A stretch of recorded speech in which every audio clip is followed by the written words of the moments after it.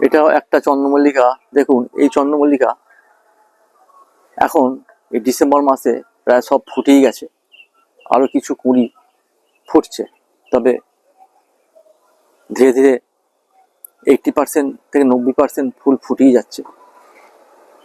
এর soil mixing যদি ভালো করে করেন ঠিকভাবে, তাহলে এইভাবে ফুলের গ্রোথ হবে, এইভাবে ফুলের সাইজ হবে। এখন যখন ফুল ফুটিয়ে গেছে বেশিরভাগ, এক্ষেত্রে আপনার খোল জল যেমন দিচ্ছেন 20 দিন 25 দিন পর পর খোল জল দিন 1 কাপ করে। আর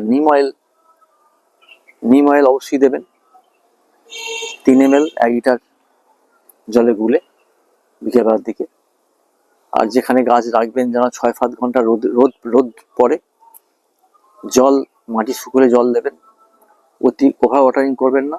আর জল যেন ঠিকভাবে ড্রেনেজ হয়ে যায়, জল ড্রেনেজ হলে তবে গাছের গ্রোথ ঠিক থাকবে, ফুল ভালো থাকবে, ফুল খেলবে। আর ওয়াটারিং এর ক্ষেত্রে খেয়াল রাখবেন ড্রেন দিয়ে যেন জল বেরিয়ে যায়। ওয়াটার লক হয়ে গেলে ফুল এবং গাছ নষ্ট হয়ে যেতে পারে। আর কাকা 1 মাস পর পর 1 ml 1 লিটার জলে গুলে দেবেন সূর্যাস্তের আগে। SOOF সাপ 1 গ্রাম 1 লিটার জলে গুলে দেবেন বিকেলের দিকে সূর্যাস্তের আগে।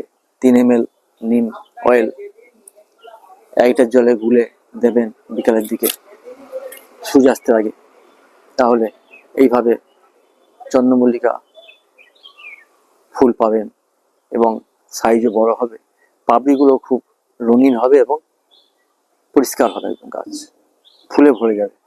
এই ছিল আজকের চন্দ্রমল্লিকা ব্যাপারে কিছু নলেজ। যদি আপনাদের ভালো লাগে সাবস্ক্রাইব করবেন, সাবস্ক্রাইব করে সঙ্গে থাকবেন, যাতে পরবর্তীকালে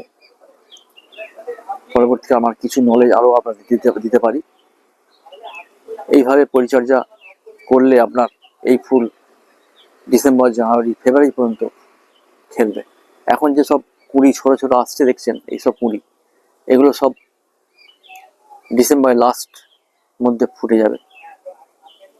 এখন এই কুঁড়ি আসছে বলি খোল জলটা কিন্তু দিয়ে যাবে। খোল জল হচ্ছে আসল নাইট্রোজেন ফসফরাসের যোগানের ক্ষেত্রে খুব ইম্পর্টেন্ট। আর জল সময়ে দেবেন। এই হলো আজকের চন্দ্রমল্লিকা ফুলের ব্যাপারে নলেজ। যদি ভালো লাগে সাবস্ক্রাইব করবেন। Thank you.